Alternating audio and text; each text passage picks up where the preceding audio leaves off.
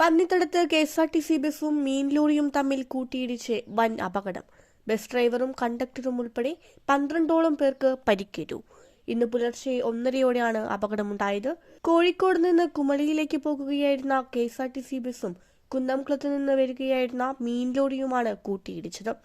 കൂട്ടിയിടിച്ച വാഹനങ്ങൾ ഇടിച്ചു കയറി 2 കടകളും തകർന്നിട്ടുണ്ട്. ബസ്സിലെ ഡ്രൈവർക്ക് ഗുരുതരമായി പരിക്കേറ്റു. പരിക്കേറ്റ മുഴുവൻ ആളുകളെയും കുന്നംകുളത്തുള്ള സ്വകാര്യ ആശുപത്രിയിൽ പ്രവേശിപ്പിച്ചു. KSRTC ബസിന്റെയും മീൻ ലോറിയുടെയും മുൻവശം പൂർണ്ണമായും തകർന്നു. ഈ ജംഗ്ഷൻ കട്ട് ചെയ്ത് വരുമ്പോൾ ഈ 2 സ്റ്റോപ്പിംഗ് ഉണ്ട്. ഈ 2 സ്റ്റോപ്പിംഗ് കഴിഞ്ഞ് സ്ലോ ആയിട്ടാണ് വന്നത്. പക്ഷെ ഇപ്പുറത്തുനിന്ന് ലോറി അത്യാവശ്യം സ്പീഡിൽ നിന്ന് വന്നതാണ്.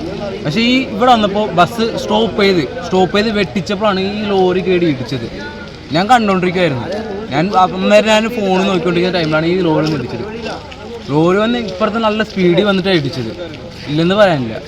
അവർ ഇടിക്കുക വിൻഡോ പൊടിച്ച് താഴെ വീണെന്ന് ഞാൻ കണ്ടുകൊണ്ടിരിക്കുകയായിരുന്നു.